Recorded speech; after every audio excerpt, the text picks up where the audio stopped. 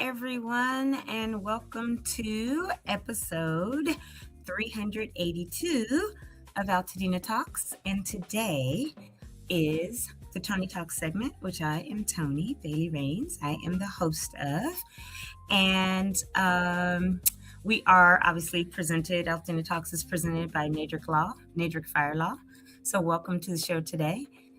Brian had to step away. He is in the office, but he had to step away for a moment. So when he gets back, he will, I'm sure, add himself to the stage. But I did want to start on time since you know how I am about being on time. Anyway, I know that he has been doing an amazing job hosting this week by himself because I've been out in the field and doing other stuff. So I said I can handle it, at least for a little bit. So today, some of the things we're going to talk about is SB 1090 and Nova cottages. So I'm excited to speak about both because we had Nova cottages on last week, and I want to address some things regarding that. What I will do first is talk about SB 1090 and the California Senate Bill 1090 is obviously an active, bill that was in proposal, but I went up yesterday and to the assembly. We had a session at 9:30 and then a session at 1:30. And I'm happy to say and pleased to announce that SB 1090 passed both chambers in the assembly. And so super, super excited about that because this is about keeping Altadena land in Altadena hands. That's the name of the bill. It's SB 1090, but that's the kind of the name. So I'll just talk a little bit about the bill, a little bit about what we, hold on one second, I'm gonna pull up some stuff on it. But it's, we have two bills that are affecting Altadena. And for those that do not know, SB 79 and SB 1123. SB 9, I'm sorry, not SB 79. SB 9 was enacted a couple years ago to allow for people to be able to build more ADUs. And that's a great thing. If people want to have on their property an additional dwelling unit for a family member, for an elderly relative, or if they're going to be a caregiver and live and care for their parents, you in California can build an ADU that is up to 1,200 square feet, which is a really nice size. That would be like 2-bedroom, a bath, kitchen, all this stuff. So that's what SB 9 is. And then SB 1123 is a bill that was introduced a few years ago and enacted, signed into law, and it has to do with housing density. We know that we deal with a lot of homelessness here in California, and SB 1123 was put into place so that people who don't have anywhere to live, right, we can have more density. It allows for homeowners to split their lot if they'd like. So it's kind of a companion to SB 9 because, again, if I have a humongous lot, say it's the size of what 2 normal parcels would be, and I maybe don't want to put an ADU in my backyard, but I want my adult children or something to have a space, I could split my lot into 2 new parcels, and one would have a new address, and then I could build a home for them there, or 2 homes or an ADU or whatever. But it does allow lot splits up to 10 units to occur. And so that's what 1123 is. And so both SB 9 and SB 1123, are law in California. Well, unfortunately, what has happened since the fire is that there are developers who have come in and purchased land for pennies on the dollar, literally $400,000, $500,000. And Altadena land alone is valued some $800,000, $900,000, some $1.5 million, all kinds of prices, right? Because it is valuable land. And so developers are taking advantage of that, and they are buying these properties for pennies on the dollar and they are then looking at splitting the lots. So we went up to Sacramento. There's plenty of people from Noel to Shauna to like lots of people that have been lobbying against us not having autonomy in Altadena. So right after the fire, Governor Newsom signed an executive order that allowed Palisades in Malibu to be exempt from SB 9 and SB 1123. However, he didn't do the same for Altadena. And if you look at a CAL FIRE map of the fire zones, if you are in a high fire zone or an extreme high fire zone, then you could be exempt. Well, Altadena burned up probably 90%, and even down into Pasadena, just below Woodbury, and all the way over even in Sierra Madre, there were, I think, 10 or 14 homes lost, and 110 in Pasadena, between Hastings Ranch area and, down off of Woodbury or whatever. And so these developers are coming in and grabbing up land, or attempting to. But part of 1123, SB 1123, says that in order for them to come in, buy this property and split it into 10 different lots, it needs to be an urban infill area. I got something on my glasses, but it needs to be urban infill. Well, urban infill means that it should also be 75% or 2/3 rebuilt and properties all around. So we know that that's not the case currently in Altadena. So we don't qualify as an urban infill area for SB 1123. So yesterday, we were at the Capitol to speak in support of SB 1090, which is authored by our Senator Sasha Renee Perez and our Assemblyman John Harabedian. He co-authored and supports it. Even Catherine Barger, our county supervisor for District 5, was up there. A bunch of us were on the plane together. Nick Arnzen, who's our chairperson for Altadena Town Council, Darlene Green, who is our legislative chair for the Town Council, myself, Supervisor Barger. There were several of us that took that 7 a.m. flight up and the 5 p.m. flight back yesterday. So just to let you know, 9:30, the first Senate Chamber Assembly passed it. They did have some questions. There are some amendments to it that have to actually happen. But then we went at 1:30 across the street. No, actually, we were upstairs. Where were we on the first one? No, we were across the street. Anyway, we're in the Capitol building and then this other building. And the 1:30 meeting in that assembly chamber, it also passed. So super, super, super excited to report back that the SB 1090 Planning and Zoning Housing Development Projects Urban Lot Splits Subdivisions, which is for the 2025 Eaton wildfire for Altadena, passed both assemblies yesterday. So we are on the road to getting this legislation fully signed by the governor and into law.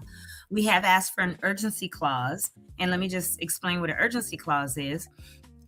If he comes back from recess, so as of today, I think, because tomorrow's considered a holiday because the 4th is on Saturday, but all the Senate, all the Assembly people, they go on summer recess. They will be back in August.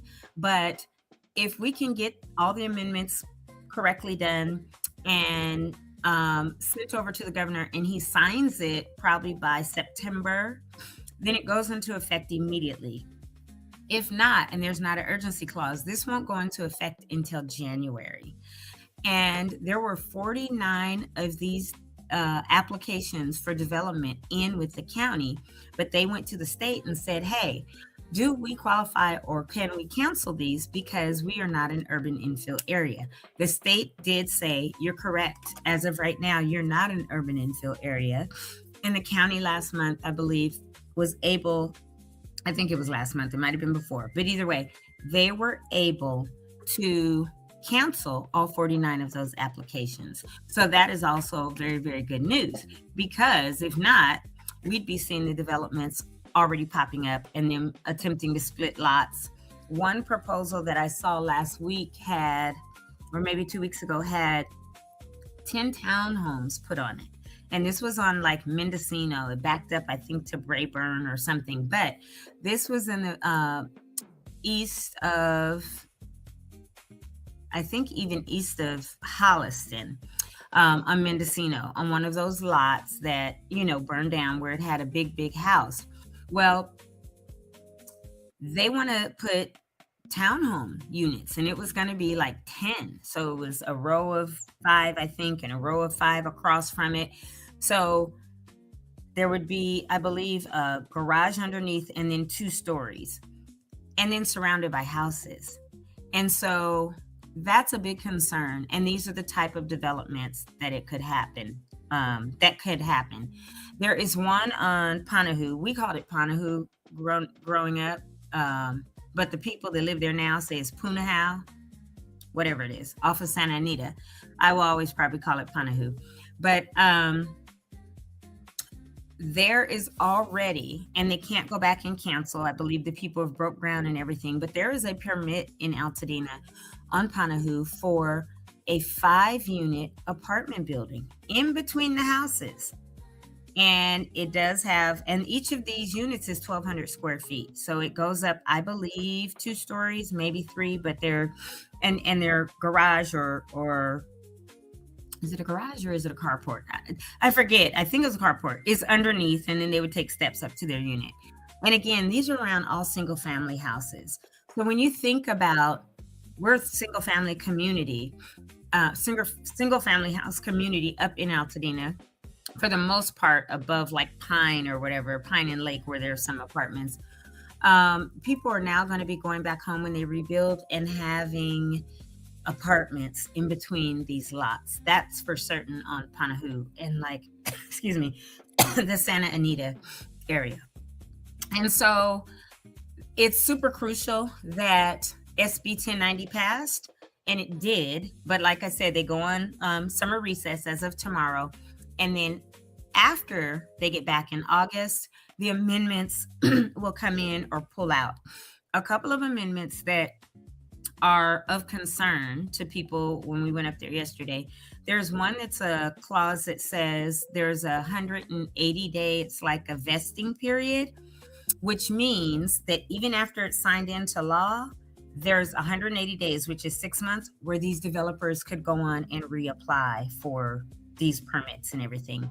I think what could happen, and I'm not certain because, the county, their lawyers and all that know, but I think what could happen is if these developers reapply, because, a lot of them are just cash buys, right? And they're investors and that's it. And all they want to do is develop something, sell it or whatever, or get renters in and make money off of people. They're not going to be affordable. And SB 1123 was about more density so that there would be more affordable housing in California. These developers are not doing that. We see already in Altadena, there's one in particular called La Pointe. There's a home going up on Athens and Mount Curve. I was thinking, was it Maiden Lane? It's Mount Curve. There's one on Arrowhead, just north of the park off of Mount Curve. I've seen them pop up, but they have immediately bought land, put up these houses, and they're selling them for, $1.9 million, 2.3, 1.6 over on like Pine and Marengo or Pine and Fair Oaks or whatever. And that's not necessarily affordable unless you're talking about bringing a different demographic in to continue to gentrify Altadena. So, super important that these 2 bills passed, or that this bill passed both chambers yesterday in the Assembly, and the Senate chambers. And so that was a really, really, really good thing. Again, we'll go back in between now and the recess, when they come back from recess in August, and say we want that urgency clause added so that it's made law now as soon as the governor signs it versus in January. And then hopefully we can get that 180-day vesting out so these developers don't have 6 more months to put their stuff in and get it through planning within 6 months. Hopefully, even if it is left in there and they have 6 months, hopefully the county can sit on those plans for 6 months. You know how they slow walk stuff? We've all experienced that, especially with the rebuilds. Hopefully they can slow walk even those and drag them out beyond 6 months, and then nope, can't have the permit. Anywho, and I'm not saying that's what they would do. I haven't discussed that with anybody. That was just in my brain, hoping they could do that. So the second or the third thing, let's see, the vesting of 180 days, the urgency clause, votes. Oh, so I just want to let you know, in the Senate, it passed 10-0. And then in the other assembly, it passed, I think it was 9-0. It was either 7 or 9. At first, this is the 131. They did not have a quorum. There was only a handful of people there. So there was not a quorum. And then I think 1, 2, 3, I saw Susan Rubio come in, Blanca, what's her name? She's a senator too. I'd have to look. But either way, so one was the Senate Housing Committee, and one was another. Anyway, we definitely got it done. So there were a total of 551 organizations or individuals that were proponents of this legislation. And then there were a few that were against. So what I want to do is kind of go over the position from yesterday and tell you absolutely some of the ones that were for it. And then I want to also read off some of the ones that were against. And you might be a little bit taken aback by some of those. And then you may not. But there were 3 individuals yesterday. But then Abundant Housing LA, so they're not even Altadena people, were against it. Abundant Housing Pasadena, not Altadenians, were against it. Altadena Urbanists were against it. Bo West Capital was against it, and he flew up yesterday too. Build Casa was against it, but of course Bold West Capital, because they want to come in and be able to buy up land and sell it, split it, divide the lots and sell it or whatever, and make money off of the tragedy. The California Apartment Association was against this because they want to put a bunch of apartments in. California Building Industry Association, CBIA, was against it. Again, this is an industry that can make money. California YIMBY was against it. Probably not surprising to people. The Casita Coalition was against it. Council of Infill Builders. That's probably not surprising because they want to consider us an urban infill. Also, urban infill has to be that you're within certain miles of like trains and public transportation and all that. Well, you know, north of Lake, there's almost nothing. And even east of Lake, down below, north of Altadena Drive, down below Altadena Drive, like at Mariposa, between Lake and Woodbury to the east, they're not close to transportation. We don't have trains right there that they could just walk over to. And the buses, there's really no buses in Altadena like they used to be. We used to have the 485, the 487, all of this. So we're not an urban infill area. The Inner City Law Center was against it. Home Ownership Made Easy was against it. LISC, LISC, San Diego. What do you have anything to do with Altadena, San Diego? And then this one, I was kind of shocked to see this individual there yesterday. But Nova Cottage Co., the same Nova Cottage Co. that I had on last Tuesday, and that I went out and did a live on their property in Linda Vista on Thursday. So what I want to say to everybody, when I said earlier we're going to talk about this bill and Nova Cottage Co., from me to everybody that may watch this video, whether it's live or later, please do not go with Nova Cottage Co. Right now, their video is on our YouTube. It will be taken down today. I am not going to endorse Nova Cottage Co. because she literally came up there yesterday and was an opponent. And what gets me is this young lady has only been living as a renter in Altadena since October 2024. October 2024. We are in July 2026. Our fire happened January 25. But Nova Cottage Co. is a place that they build. I won't even call them cottages because they're tiny houses. We showed you guys last week. We went inside of one and I said, "Oh, this is a cute little tiny house." And then they were like, "Oh," or correcting me. And I said, "Oh, yeah, a cottage." But it's not.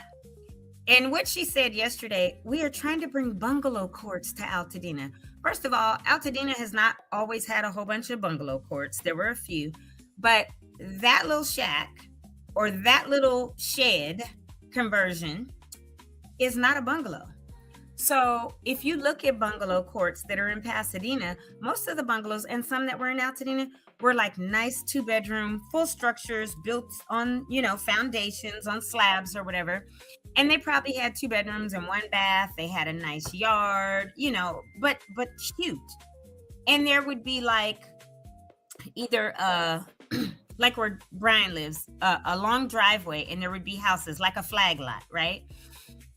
So if you guys saw when I was out there last Thursday and I was lifting inside of the cottage, inside of the tiny house, that's what I'm gonna keep calling it.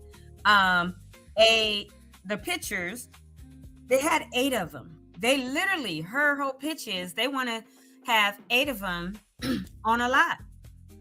And so I had some questions for them that they really couldn't answer. And she tried to kind of, quick get around it. But one of the things that I said was, and maybe I should leave the video up through the weekend. So if you guys want to go back and look at it, you can. But I can promise you, we will be taking that off of our YouTube because I don't want to support anyone who only wants to come and make money and not really be about Altadena. And if you only live there, and as a renter since October 24, and our fire happened January 25, so 3 months, right? She talked about, it's so welcoming in Altadena. Oh, the neighbors were great. Yeah, that's who we are. And she lives in a house that didn't burn down. So she even said that yesterday. Well, the structure, the home that I live in did not burn. And I think the loneliest thing now is none of my neighbors are there. Although the majority of my block is already in rebuilding and they will be coming home soon. That's what I miss the most, the neighbors. Okay, well, anybody that's from Altadena knows what most people have been saying is what we missed initially, more than neighbors or equally, was our wildlife. Because we're used to the African parrots in the morning singing and, flying through, squawking, making all that noise, a lot of times waking you up. Was, you'd see a coyote. You're used to the raccoons and the squirrels and the hawks and the everything, right? And I remember when I first went up and put sandbags on my parents' lot, it was getting ready to rain, and I put like tarps. I spent $300 on big, huge 50 by whatever tarps to cover all of the property and put those sandbags because they hadn't had an opportunity to go sift yet. And if there was anything that they could find, I wanted them to be able to do that. Well, because it was getting ready to rain. And so I remember how bad it smelled and that it was eerily silent. No birds chirping, no African parrots squawking, no squirrels even running, bouncing around, or anything. And then I remember over time, and we're 18 months in, 19 months in, how, here's this back. Oh, the squirrels are back. Oh, the birds are back. Oh, the air is clean again. I can, smell again. And even going up one day and I was driving down the street and a coyote middle of the day, which means he was sick and he did look skinny and mangy, because if there's no animals up there for them to try to have as prey, they're starving. But he was like 3 lots down, just sitting in the driveway, looking pitiful. And I passed him and I literally backed up, rolled down my window and started talking to him. And I was like, "What you doing out? It's like 1:00 in the afternoon. You should be in your den sleep or whatever," right? Literally having a full-on conversation with the coyote, because that's just how we grew up, right? With all the wildlife. But her thing was, I miss my neighbors the most. And what I want to do is build these little houses, these cottages, so people can come home. So I remember asking her, okay, on this particular picture, yes, Elaine, the monarch butterflies, also all of the nature in Altadena. If you are an Altadenian, you've lived there for any amount of time, but if you like born, raised, whatever, you know how incorporated nature is. Like, you know, you might, if you left your trash out, the next morning it's going to be all over your yard or driveway because the bears got in it, right? Or you might hear helicopters and see wildlife and game out because there's a bear that has to be tranquilized and moved to another area because, you know, it's under someone's porch, or it went under their crawl space, or it's in their backyard or in a tree, like all the normal stuff. And so she literally said to the committee, when they said, is there anyone in opposition? Her and this dude from, let's see, which one of these? I forget, but heavyset, bald-headed dude. He was Abundant Housing LA, and he was like, I'm Los Angelinos. And I was like, then what are you doing here opposing what we do in Altadena, right? In my own head, because you can't speak up when people are talking, right? Because they will put you out of chambers. But he was talking about, they shouldn't be able to do this. I have plenty of friends and family that lost homes in both Altadena and or Palisades and Altadena. And all of us that were sitting on the road together, we looked at each other like, highly doubt it, right? And we were whispering, dude, you want to come in and make money. And they went up together, and she said, yes, I miss all the neighbors and blah, blah. Girl, you was only there 3 months. So what are you talking about? And however long it took to remediate the house you live in, and you're living there again. But you're a renter, you're CEO of a company that wants to make money. And again, when we looked at the pictures and she showed me this picture of 8 of these little tiny houses on one lot, I said, okay, hold up. You have this kind of curvy path, and everybody could, you know, then a pathway to their house, but they're literally side by side. How would people, where do they park?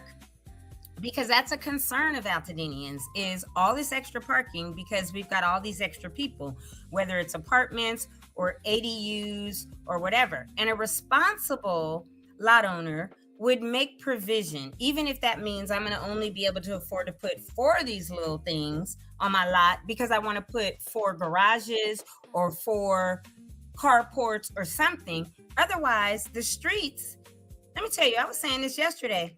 If you live to the west of Lake, anywhere west of Lake, and we're not doing this east-west divide and stuff, the streets are much more narrow than they are on the east side of Lake.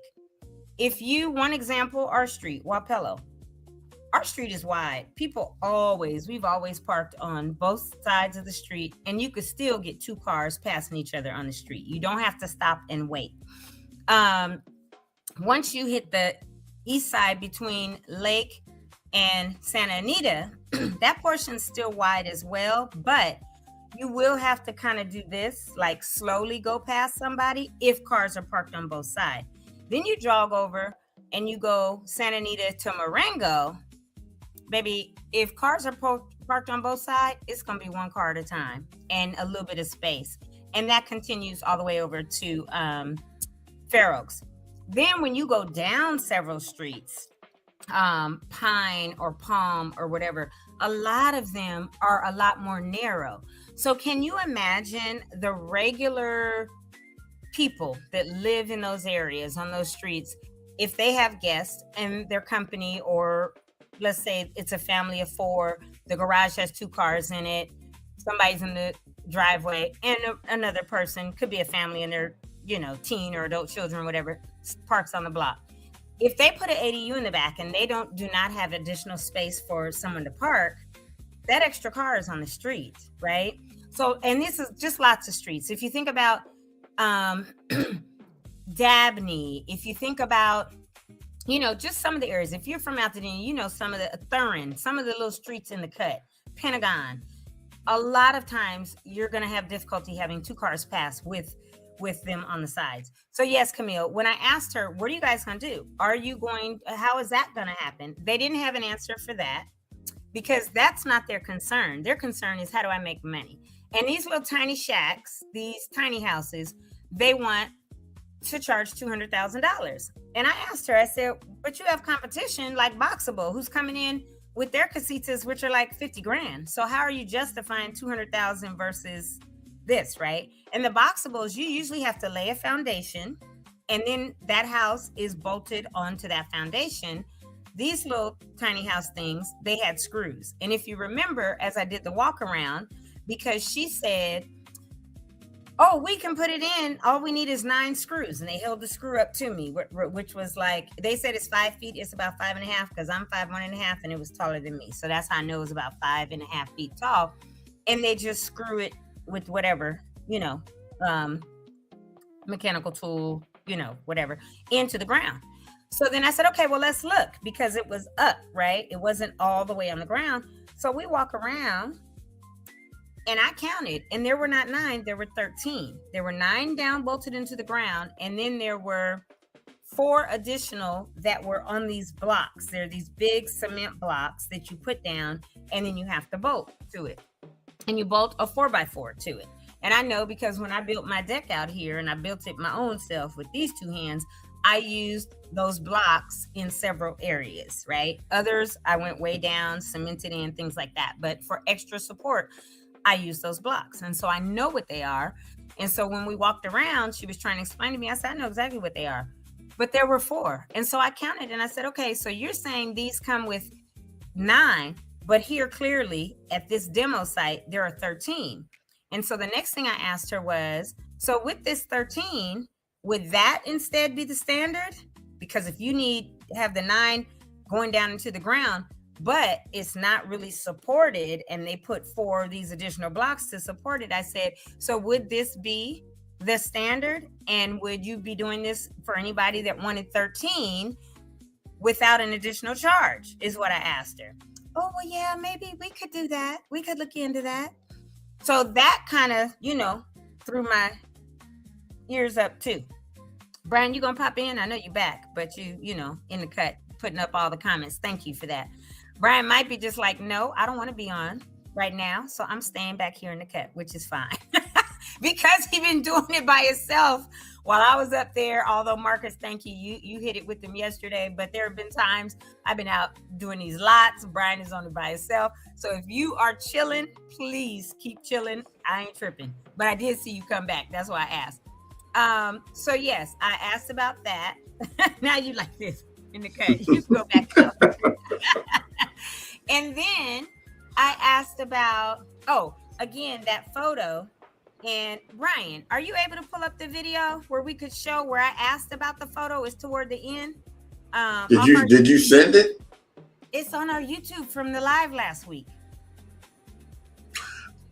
There was a photo, you said? Okay, we were inside the little cottage, the little tiny house, and we were sitting at the table, and they showed the models. You remember? Yeah. Okay, the one is 200,000, and then the 1 bedroom, which is she didn't even give us a price on that. But I was like, this is $200,000, because let me tell you something, y'all. You can order one of those from Tough Shed or from Home Depot for about anywhere from $15,000 to $27,000. And convert that sucker yourself in your backyard and make it as nice as you want. And I gotta say, you can get a 16 by 38, which would be big. In 2021, I had approached my roommate and was like, I want to order these 2 sheds. They were $4,000 a piece, and I was going to bolt them together. And one was going to be the office, that one was going to be my bedroom. And she was like, well, you could do that, but we'd have to build the foundation for it, and the way the land is sloped, it would have been back here, so it wouldn't have reached the sewage. That was the problem. And that's when you before you put that foundation, you dig down and you add it to the sewage. But that's another cost. Right, that's another cost. But the fact is, anybody could order from Home Depot or Tough Shed or Lowe's, whatever. Just go to Tough Shed themselves, because really the ones at Home Depot and Lowe's are Tough Sheds, and they order them and they make their profit. So you might as well go to Tough Shed yourself, or build your own daggone tiny house if that's the case, right? And you could do it as owner builder. You don't always have to have a contractor, because when I put when I bought my house, I had a 100 amp panel. I needed a 200 amp because if I turned something on, something else would go off because my house was built in 1960. So I did it as owner builder with San Dimas because that's the city. And you know how much money I saved? My permit was $88. Had a contractor done it, it would have been $1,200. And then Edson came, him and his cousin, who are electricians, and they came. I had somebody else dig the trench, and some day laborers come dig this trench that they needed. They told me where and everything, and did it. And I spent like $2,500 paying them. Plus, I bought the equipment. It was under $5,000 doing it as owner builder. That quote that I got made a good point. My ears pricked up when you asked about the pre-approved designs. That shouldn't be a problem. The challenge is probably the structural element with anchoring to the site. Yes, Camille, because you're an architect, right? So you get this. And the thing is, you don't have to. And when I said yesterday, Brian and Marcus, I meant it. I'm going to straight out say today, do not go with Nova Cottages, Altadena. Please do not go with, and I don't always endorse people, but I am today saying go with Boxable or anybody else that could build you your own, or buy a shed, a Tough Shed from Tough Shed itself. I'm not endorsing Tough Shed, but you know what I mean. Any of those, and put it on your lot and you do it. You have family or friends that are plumbers and electricians and drywallers and all that. Insulate, drywall it yourself. Make it what you want, because for them to come on this show and act like, oh yes, we want to do this, but then be up there in opposition yesterday of the bill that will help Altadena land stay in Altadena hands, I have a major problem with that. So, if Brian could cue up that video, I'll walk you guys through what I was talking about, and you'll hear my questions. Where'd you want to start? So if you go towards the end, hold on. That means I'm gonna have to go to YouTube myself and tell you. Let's get table of comments. If you go to where we were inside, at the table, it's towards the end of the video, right before we finished or whatever. Let me see if I can find it. So about 47 minutes in. I would assume. I'm not there yet, but yeah. I'm trying to look for it. Oh, here it is. Okay. I'm going to put it on mute here, and I'm going to try to scroll to where. Okay. It's at 40:57. We're inside. And we are talking, we're sitting at the table and we're talking. Let me see if it was before that I went through that book, or after. I think it was after. Because you were sitting there. Yeah, you might be right about 45 or something, 40. No, it's at 32. Oh, okay, it's backward. Yep, now I see it. You're right. I just went back to. It's a little bit further back. It's like 29. Okay, well, let's go there and we'll just walk through that real quick, because I want people to see and hear the questions that I ask. We have ADU builders that can do it, 1,000 square fit homes, right? All of that, right? Lock the bathroom door. Yeah, before I lock that bathroom. So, yeah, you want to bring that on, B? Yeah, I'm just trying to make sure it's not going to buffer. Or should I share it? I have it up on my laptop, on my computer. Yeah, the problem is it'll play, but then when you put it in here, it acts funny. But if I'm just sharing my screen. You're going to see what I'm talking about when I start it. Okay. Off of it, the solar and battery from the ADU will power the main home as well. And so even if the main home didn't have one, it's actually now being supported by that too. So this is this one. So if we're talking solar, it's going to be all over both. Upper and lower. Yeah, it would have to be to do it. But so about 12 panels, maybe somewhere between 8 and 12. Yes, maybe. So they were solar. Oh, I have solar. I put on my roof a few years ago, like 3 or 4 years It ago. should be coming and up so, right now. yeah, I'm looking at it going. It's at like 30:07 or whatever that it starts. Some other pictures, I think it's gonna be hard for people to see, but Right here. this demo unit was important for us to So if you build. guys see, I moved the book to so learn we can how to actually use see this. what So she was this is talking how about. the So you all panels would see. arrived. Mhm. So this is them in all different shapes and sizes. Some of them are for the Claire story. Bigger ones are for the floor. And they're all labeled like Legos. And Nice. so then here's our crew that was putting it together. They had actually never used SIPs before. They used traditional framing with the 2x4s. And Right. so that said, on our very first try, we were able to put the walls, floor, and roof all together in 3 days, which is what they think it would have taken them actually a little bit more to do it the traditional way. So that was on the first try. And that's it going up. Can we move that That's forward here. a little That's bit? here. That's this The one. floor. Yeah, you can tell Yeah. really beautiful. So No. we think the crew also said if they were to basically build this, You don't wanna see the again, pictures? They could do it in 1 8 I hour. do, but Yeah. those So- aren't Well, important. because the first time Go doing down. something brand new, you just really never know, and you give for like, Okay. oh, but have their own space.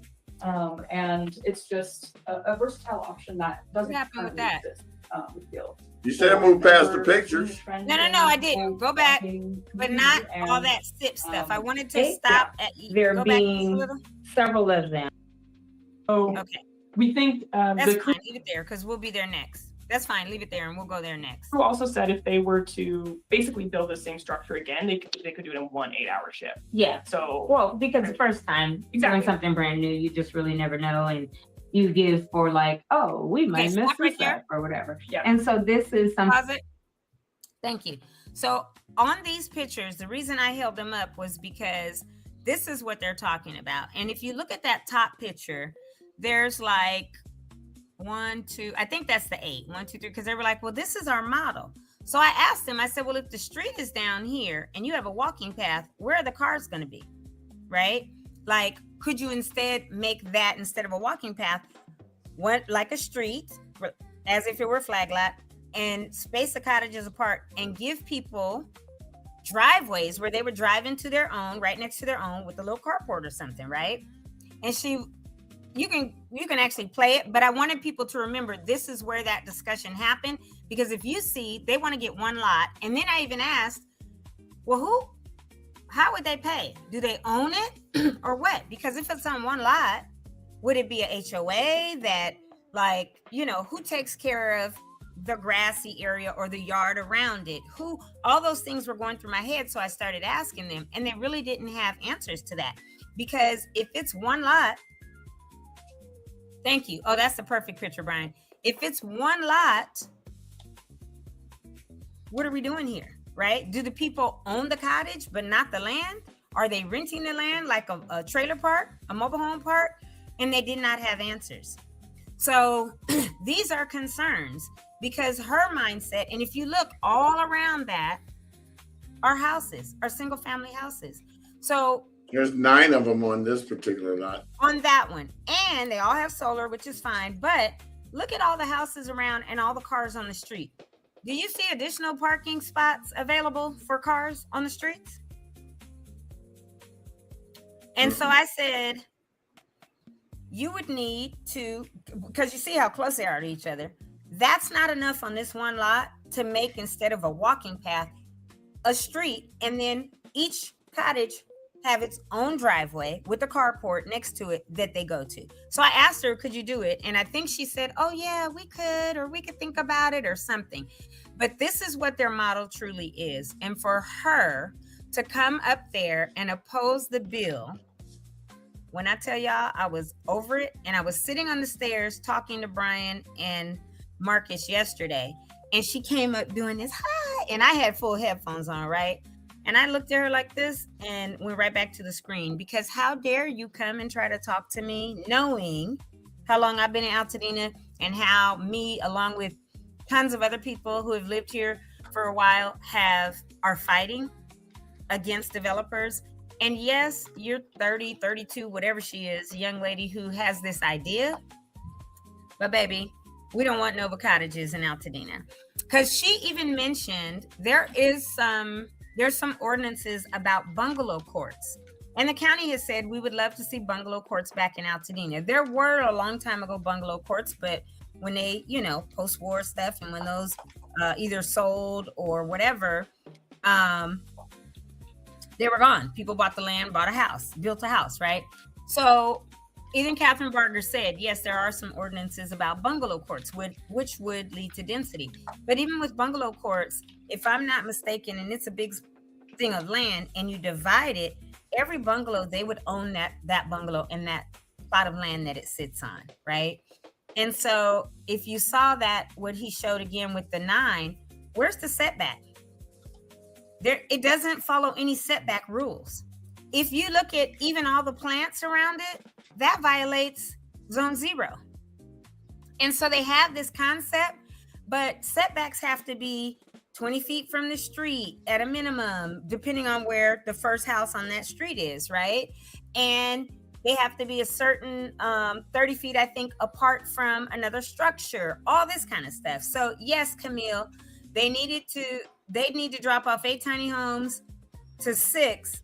In between would be shared carports. That would make sense. But at the same time, Camille, you know this, right? No zero setbacks, no nothing, right? Which is their model, because they want to pack them all in and make money at 9 times 200,000. I laughed when you put that.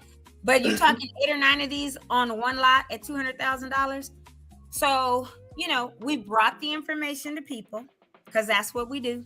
But now to see their real stance, I'm going to tell y'all, absolutely no to Nova cottages for Altadena. Okay. So that is now my position. And they can call me, write me, email me, whatever. And she should know, because she crossed the line yesterday and she said it in both of these chambers and it still was defeated and we won. I will say no to Nova cottages in Altadena. Do not waste $200,000 with these people. Because then I said, can you justify or tell me why $200,000? And she tried to say, oh, it's because, when you go with us, mind you, they don't have one pre-approved in Altadena. They're trying to get to that approval. They don't have one approved or pre-approved yet. So they're like, oh, we take on all the permitting, blah, blah, blah, blah, blah. You don't have to do anything. Well, any real builder, contractor, is going to start with the permitting process and go through anything. They don't even have this screw down into the ground thing approved. And I doubt that the county's going to do that, because it's just not everything you need. So Supervisor Barger's, one of the people that went with her yesterday, her name is Natalie, and she works out of her Santa Clarita office. And so we were talking and stuff, and I told her that they were on and what they look like. I said, they're a tiny house. They're not even a full cottage or bungalow. And she was like, well, where is it? So I went to our YouTube, got the video link, sent it to her. She sent it to Anish because he was up there with us too. And the girl was trying to talk to and convince Anish that this is something that should happen and blah, blah, blah, blah, blah. So Anish has it too. And he will be able to see where they said, oh, we secured with 9 of these things in the ground, but it was really 13 on my walk around. Like, he's going to see everything. So I guess we do have to leave it up for a little while, Brian, because they're going to be looking at it. And if he wants to look at it, I guess we got to leave it up. But I don't even care if we could go back in that title and put Toni says no to Nova cottages instead of the regular name. I'm good with that. So I just wanted to give you all a heads up on this whole time. I thought she was designing for the people. Thank you. No, they want to purchase lots. And right. But I asked her, I said, so would they be renting these or would they? No, each individual would own them. How on one lot? Because you don't ever own the land. So you have to divide the lot up into tiny little plots. No, they want to do it on one lot. So basically what they want to do is have a mobile home community in Altadena, but instead of mobile homes, it's these little tiny houses. There you go. If there's no setbacks, and that's my thing, Camille, you don't have no setbacks. Brian, bring that picture up with us. It doesn't have to replace us, but on the side of us, she said, I thought it was weird. They said they were having a tough time with pre-approval as we did. We're figuring it out. See, the picture with all 9 of them, the one solo shot that you brought up. Because again, that's where you could see their model. And that's what she said. Well, this is our ultimate model. There are no setbacks. This is all around houses. And Brian and I were talking yesterday, and he had a really good point that he made. And this is what, yes, put a big stamp across the screen. No Nova cottages per Toni. And now they see today's video because she messed up. And baby, I'm going to come out against you now. But the thing about it is, and I didn't endorse her last week. We had them on Tuesday, and they offered us to come and do a walkthrough, and we did that on Thursday. So I'm pretty sure in that video, I never said, everybody go with Nova Cottages. I said a few times, this is cute because it's a little tiny house. And I could see this. And I even told them, this would be great for you to go to the VA with, because this would be perfect for homeless veterans, right? Because I'm a veteran. I'm always look out for my brothers and sisters. I said that to them. And I said, this would be cute for like a college student that comes home, right? Or, you know, you have a college student go away 4 years, 2 years, whatever, and they come home, and you might not want them back living in the house because you done converted that room to your dividend or your office or whatever. I mean, I can see 2 of these in the back of a main house. Exactly. For your kids, maybe, right? If you got a single or kid. renting. Yeah, either one. But that's what we were talking about. But as far as coming in, buying, then where in the world who would own it? They would own. You would spend $200,000 on a little shack, but you don't ever own the land. And remember, her thing is they're trying to do them as though they're off grid by the solar, because you see all the solar panels. But then they want to have their own each individual water tanks and electrical panels. Okay, but then where's sewage? Are they all being hooked up to the sewer? So all the waste goes away. And why wouldn't they all be hooked to your water and your electric? You could do a sub panel, right, to each one. But so they don't have enough of this is what it really would be for it to be anything. Yes, it is like a little condo community, although it's a little tiny house community is what I call them. So and the studio is a $200,000 one. And then they have that 1 bedroom, which is all the space of the studio, which is like a kitchenette, open concept for the living dining.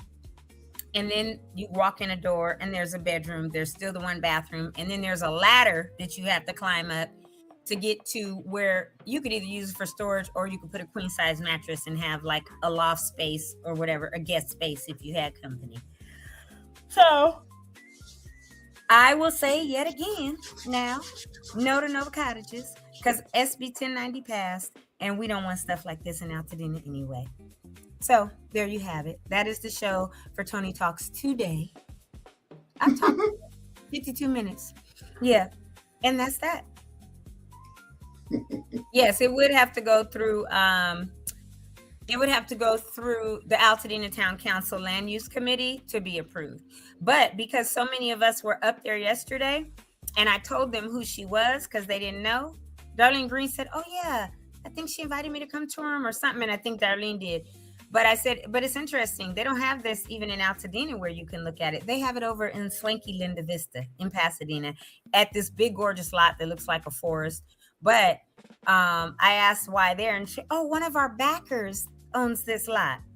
So of course they got backers and stuff. They're literally going to have a return on the investment on these, and they're trying to do it. And I'm gonna try now to not let it happen.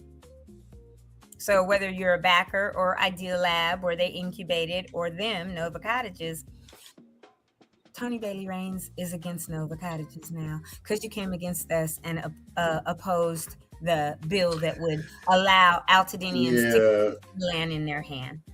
And I am diehard 100,000% all Altadena all the time. Okay. Yeah, that's unfortunate. For them. You know, it would have been a welcome addition to, what we're trying to really get accomplished up in Altadena, especially with renters looking to own. If you got a lot and you could get a couple of these put in the back, that's really my goal, if that could be a possibility. Build those first so that you have some place to live. And then, but to be honest, $200,000, Boxable came through. There it is. And gave it up for, what was theirs, 80? And it was, I think it was 100 with the water and the sewage and all that done for you. Yeah. Because they do put them up there standalone too, but I mean it's not worth it because then Well, you let me have to just have tell a y'all this. sump and all this other stuff. You can go on toughshed.com because I did it right now. And there's another one called shedworld.com, which is the largest shed display in California, it says. It's on Caliente Road, whatever, right? There's shed with liquidators also. And they got like 50% off summer sales, all this. You can look on any of those sites and build your own shed. And because basically, I'm telling y'all, I've seen inside the Tough Sheds. I got a Tough Shed that's a 10 by 12 in my backyard. Theirs is a little bit bigger, but they had it where it has windows up top, all this. You can build and design your own shed just like that. Because if you go, Brian, pull up toughshed.com real quick and just show this exact shed, Tough Shed, that is on this front page, has those upper windows and stuff. And you could literally build your own shed. They will install it in your yard for you or not, but you can build it how you want it and the size you want it, and it's not going to cost you $200,000. Guarantee you that. And then there is this other one, shedliquidators.com. If somebody wants to do something like that, they got a closeout mega deal for a 12 by 8 for $8,700 right now. They got a new arrival 12 by 20 Sentinel. That's on the Shed Liquidators for $45.99. So you literally could get the size shed you want. Have a good day, Camille. And bye, Camille. Thank you. Oh, you said Tough Shed. It ain't even coming up. TOUGHSHED. TUFF. I'm sorry. Tough Shed is TUFFSHED.com. You can tell I don't buy none of this. I'm a DIYer. I've known about Tough Sheds and stuff a long time. But Marcus says, and with Boxable, you can relocate them and still have a warranty. Yes. So Boxable, there are two possibilities. You can put it on wheels and you can relocate it, or you can put a full slab down and have it bolted and built into that slab. And Boxable is a casita. We'll bring that up too, because they come like this and they fold up them four walls and your whole Boxable is there, kitchen, all that. But if you look, see that one up top? That is very much what theirs look like. It had those windows up top. Theirs might have been a little bit bigger because I don't know what size that is. But if you scroll down, you can see all these different ones where it's, you can design it, you can deliver it, and then you can down further, there's like a featured story. They made a custom pool shed that was just put up May 1st, right? So you can customize it exactly how you want, and that's the building of the month, that custom pool shed. But if you look, they will show you, if you click into it, they will show you how it was built on site, the design process, and what it looks like on the inside. Hello. And that ain't $200,000, y'all. So the fact is, you can do exactly what you need to do on your own and buy any of these sheds. Again, if you were going to Shed Liquidators, they have a ton. But if you want a big one, go get a big one and make it. They got this Sentinel, which is 12 by 20 right now, right? On Shed Liquidator. That's on sale for $4,599. Dude, this one's a 10 by 30. Exactly. And that's what I'm saying. Which is what, 300 square feet? Yeah. So go to here. Go to shedliquidators.com. I was gonna put that in the chat, but never mind. This one is 12 by 20, y'all. And I just want him to look at this Sentinel one, which you'll see is there, and all of the different possibilities from it being a shed to something else. You putting windows on it, door, you do what you want. But $5,000, $45.99 plus tax, right? That's another $450, right? But the thing about it, even when you do your siding, you can paint it and customize it however you want. Make it, if you want a backyard shed or, whatever.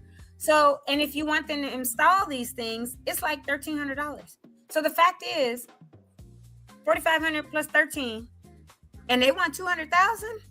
And theirs is not this size. This is a 12 by 20. But you can literally design these things however you want off of any of these sites. So figure out what's best for you. But I can guarantee you it's not Nova Cottages. So that's what I'll say about that. And yes, Home Depot has a ton, Lowe's has a ton. And generally the Home Depot ones or Lowe's will be something like a tough shed. You order it through them, you customize it, all this kind of stuff. And then yes, I do want to go just because now I'm gonna tell all their competition, y'all. I'm gonna give you guys some alternatives to Nova Cottages. But if you go to Boxable or any of these other little prefab ADUs, stuff like that, you can definitely get something 20, 30, 50 grand that is not going to cost you $200,000.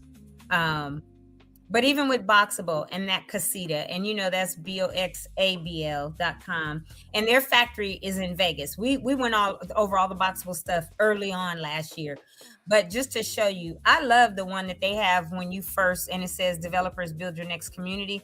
Well, I ain't got to be a developer, but if I wanted to build something like this, if you scroll down right there, how about homeowner build your own ADUs and make a nice 2-story one in the back or whatever. They have expanded so incredibly. If you look at that catalog, there's all kind of configurations. That's a whole entire community. I'd much rather see something like that in Altadena. There's a bunch of Boxables stacked side by side or whatever. They have the basic 20 by 20, which is 50 grand. They start at $99 per square foot. They got a 20 by 30 and they got a 20 by 40 Boxable. There's some nice looking ones too. That's what I'm saying. So why wouldn't somebody go with this instead of, and if you click into that, developers, Brian, then you'll see all the different configurations. You'll see where it says it starts at $99 a square foot. You'll see where they got, garden 1-bedroom apartments, a 400, a 600 square foot casita. The single family 2000 starts at $108. If you go back up a little bit, Brian, to where the casitas are, go out of the, I think click back one. Yeah, go in. Okay, click into developers. No, go back. Yeah, go right there. Click into developers. But you can do this even as your own person, right? You can order. So scroll down. That's where I just was. Oh, okay. So, okay, it's not as wide. Go over to, not that one, 1, 2, 3 over where it says single family. Oh, yours is down. Okay, yeah. And it says, because I made it bigger so people could see it. Oh, okay. But it says single family, 2,000 square feet. If you click into that one, it's 3-bedroom, 2.5 bath, $108 a square foot, which is $216,000 is the estimated total. Why would you buy a little itty bitty tiny house for $200,000 when you could go with Boxable on your property and get this built 2,000 square feet for $216,000? That's a no-brainer, I would think, for anybody. And you see the exterior would look like a super nice, sleek, modern house. The interior, the bottom level has the cars, the garage, and then the living room / dining area, all that. Open concept, which is what everybody wants. And then on top, you got the bedrooms, 3 bedrooms, and then a big seating area up there with the bathroom, all that. And it's 2 bathrooms up there. Or you could get rid of that whole den. You could literally do what you want with it once you have it up and about.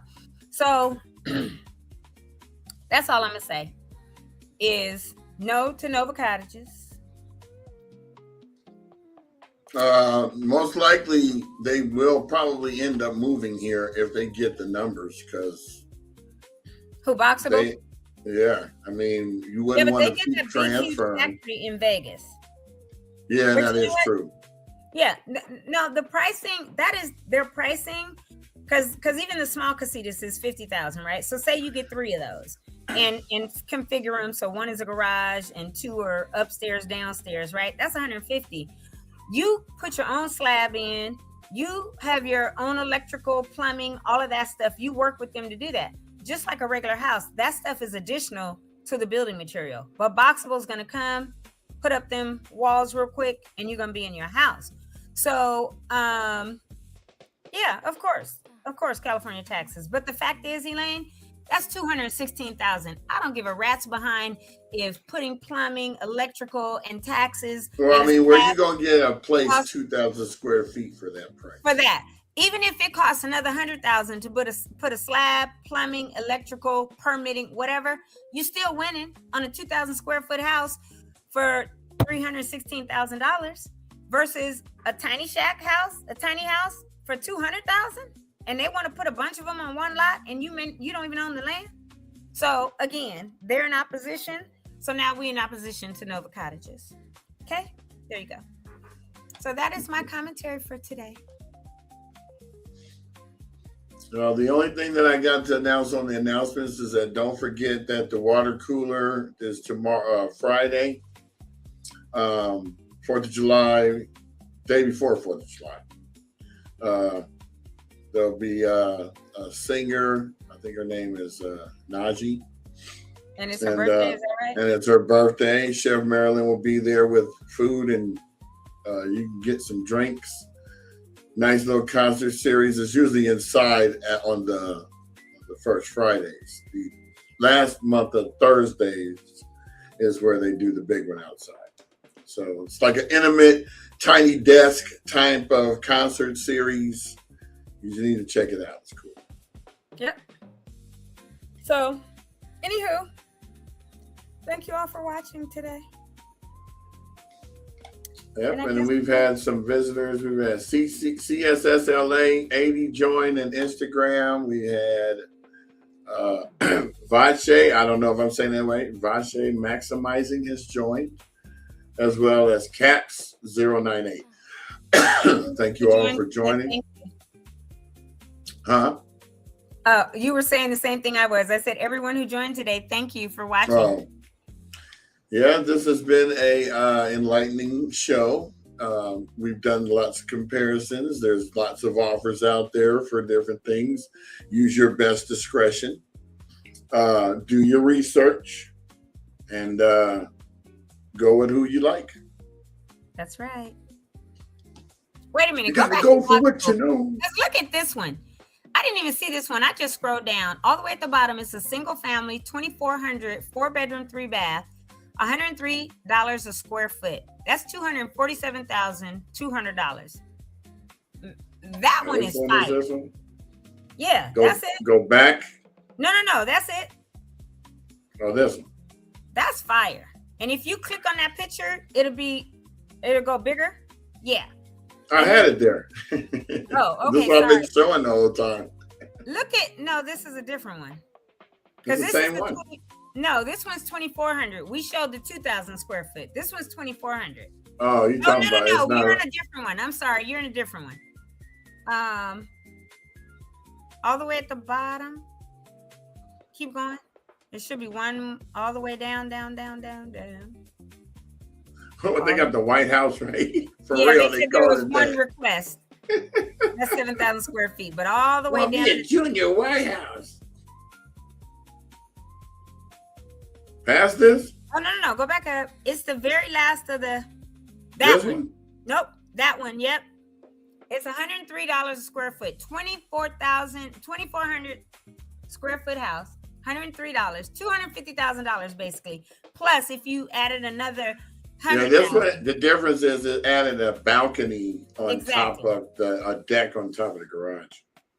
Let me tell you something. And it's got this extra space right here in front of the cars. Yes, let me tell you, that's fire. I would, in a heartbeat, put that up for $300,000 on my lot, $350,000, and I'm saying $350,000 meaning. I think they got the first floor wrong. No, they don't, because they're putting a garage. They're putting a deck over the garage. Correct. They just don't show it correctly. Correct. It's kind of weird. Right. So and because these both look like downstairs. If you look at the stairs, they're the same. So you know what? Yeah, they messed up on the picture. It should be bedrooms up top, at least one. Yeah, because it should be a deck showing right here. Yeah, with the walkout. So this must be the master bedroom up top with the deck. Yeah, but the exterior, the front of it, the outer side is dope. But literally, you can kind of configure these things as you want. You could get a spec sheet, but that's a 2,400 square foot house 4-bedroom, 3-bath, 2-story for $103 per square foot. Again, even if slab, electrical, plumbing, whatever it takes, right? And then you got to do some other adjustments. Even if it cost you, where's that one? Is that same one? It's the same Oh, one. you did the spec sheet. I mean the PDF. Yep. Spec Yeah. sheet. So now it's showing Now it the shows. upstairs. Right. So this will be the bedroom that comes out onto the deck on the Yep. right. Yep. But still, it's 4 bedrooms. Those other 2 bedrooms up there are small. If you wanted that living room, the laundry. That's really for your kids or exactly. guests. Or it could be an And office. then there's one downstairs room. you could use as an office. The Yep. one downstairs. And then show the next slide, the elevation that says they're 10-foot ceilings. Overall height is 23.4. But again, if that's what, I like the black and white past that too. That's nice. It's just a sketch, but either way, like they show different, right? Like this is what it Like could you be. put a different roof on it and stuff A like shed that. roof, an adobe roof, which is flat, all that. But they show you the options that they can work with you on. So I'd much rather have me a boxable that I could get. This is literally $250,000 minus the foundation, the permits, the this, that. Let's say you even did all that and it cost you a whole nother 150,000. That's 400,000. You got a 2,400 square foot home versus 200,000 Yeah, for that's that little 8 thing. times the size. 7 Hello. times the size. Right. So anywho, like Brian said, do your due diligence, find it out or whatever. But yeah. Thank you, Elaine. She said, love the firsthand info. Cherie says, thank you, Tony, for looking out for Altadena. Always, man. Do they make you go through their financing? Who? Boxable? Probably not. If you got your own financing, why? If you got insurance money, you order with them and pay. Right. They do have in-house financing though. They do, right. Boxable does. These girls said they don't have financing, but they have people that you can go to get financing. You get your own financing, regardless.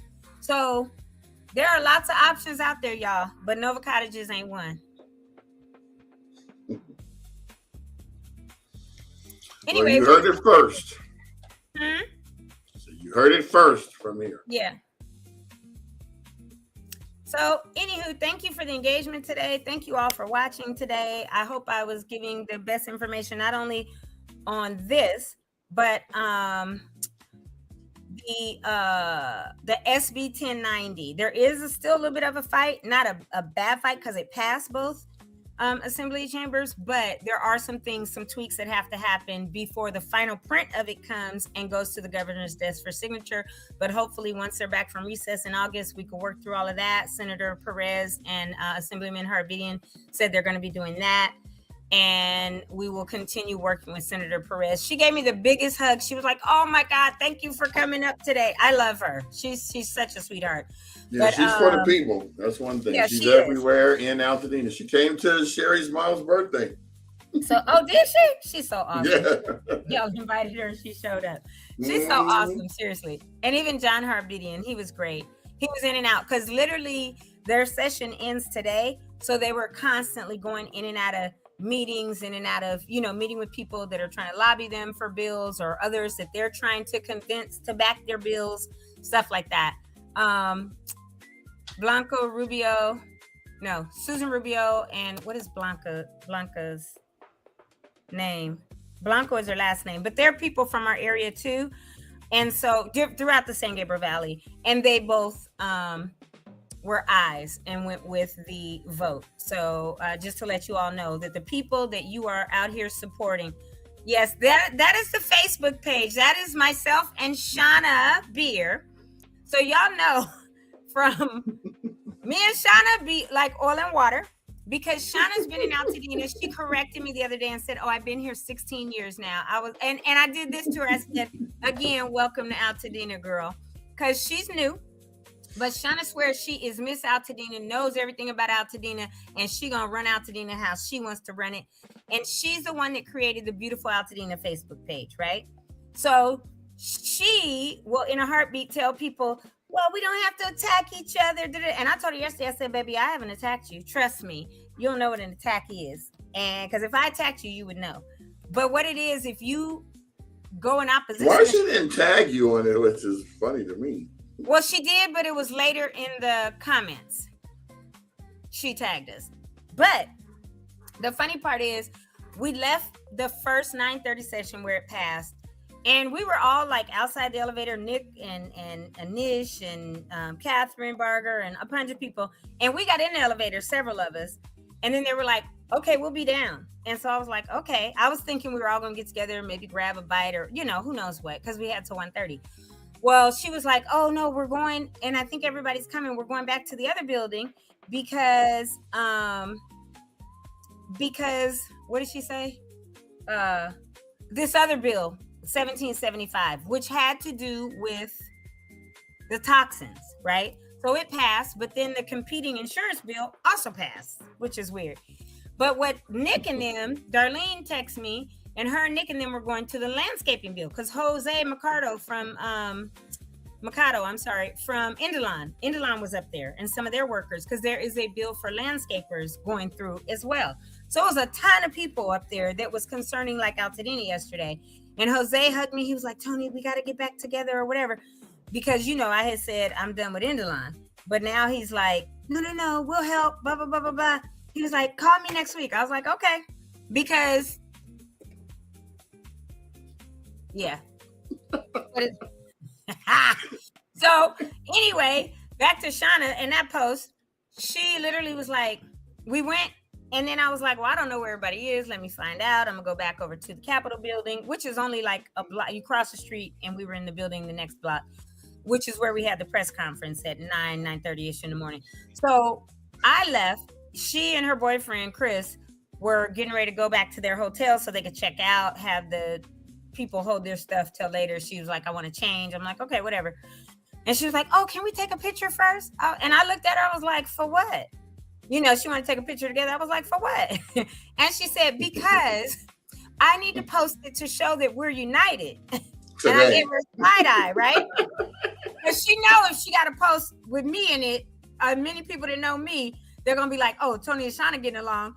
And so this one dude was up there. I never met him, but he said, oh, wait a minute. Are you Antoinette? I said, because, my Facebook has Antoinette Elizabeth, which is my first and middle name. And he was like, oh, he said, oh, yeah, because I saw that exchange the other day. I said, yeah, because I don't play with Shauna. Because some people are intimidated by Shauna. I am not at all. And like I told her, baby girl, you 15 years in, you brand new to Altadena. So welcome to Altadena. We're glad you're here. But you are not Miss Altadena. You don't get to run everything. And she keeps with this narrative of west of Lake. And I had to tell her, you think ain't no black people east of Lake? I said, baby, that's where we've been since 1968. And I could drive you all over Easter Lake and show you on Athens, on Mount Curve, on Maiden Lane, on Alta Vista, Poppy Field, where all the black folks either live to the fire date or were passed away, household, whatever. I was like, I could take you on a whole tour since you think ain't nobody. And she even said something to me yesterday. And y'all, she said something about, we were talking about the East-West thing. And she said, well, yeah, it's going to be really tough for your people. Y'all already know I had to watch my mouth so I didn't say like a curse word. But I looked at her. I was like, what you mean, my people? And she said, oh, I'm sorry, but I meant like, your culture that are west of Lake. And I was like, girl, I said, right, because I didn't grow up west of Lake. I grew up you people. That's right. So white people always mess themselves up and show their racism by saying something like, oh, your people. And then she tried to switch it up real quick to say your culture. So don't think you can gaslight me by taking a picture, because immediately I was like, you know how many calls and texts I'm going to get because I'm in the picture that you post? And the whole post was basically all about the passage of the 9:30 thing, because she did it in between.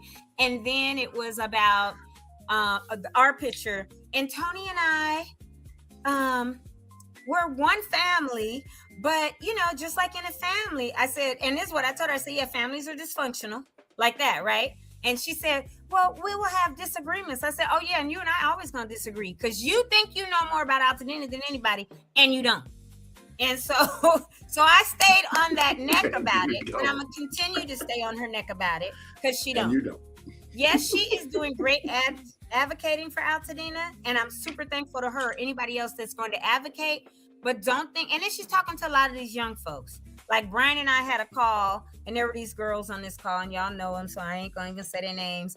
And I wound up cussing and saying that's some bullshit, which I be really trying to watch my mouth, y'all, and not cuss.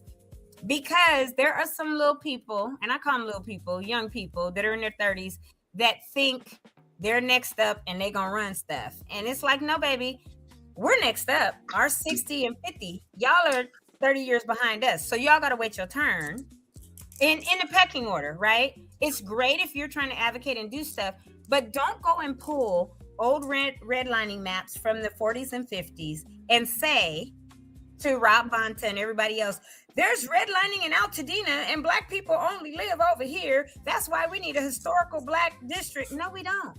And to keep saying Altadena is a historically Black town, no, it's not. The Woodburys, who were white as snow, founded Altadena. Black people we just happen to live around a lot of Black folks in Altadena. Correct. And on various streets. Well, and my thing is, again, if we're going to say it properly, let's say it.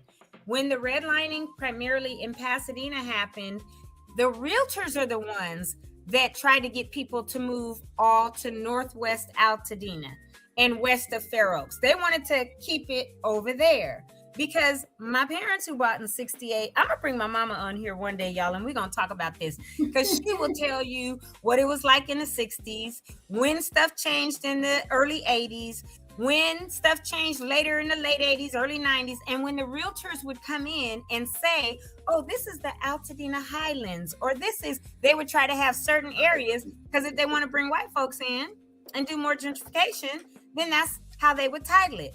So, because my mom has schooled me, and I'm going to have her come on here to school some people one day, and when she's ready. But the facts are, again, I use my parents and Monica Woods and her parents consistently as stories.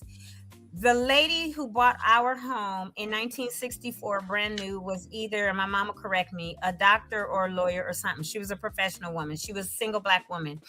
The white folks ran her out with their racism.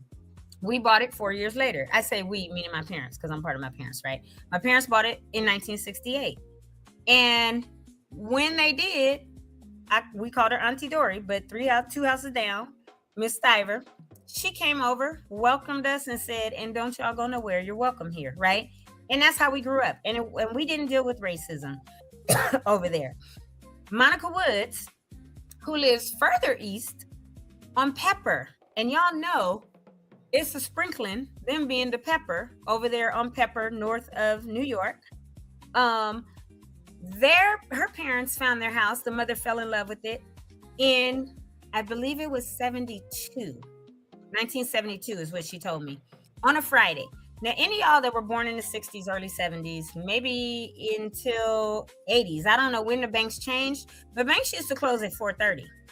And then they weren't open. Never open on the weekends. And we didn't have ATMs until the 80s. We had them drive through where the chute went and took your money up or down. Had the ready teller. Right, yeah. But she was ready to take your stuff over on the other side of the tube. Exactly, other tube. And that's the sound it made. It just like put it up or whatever, right?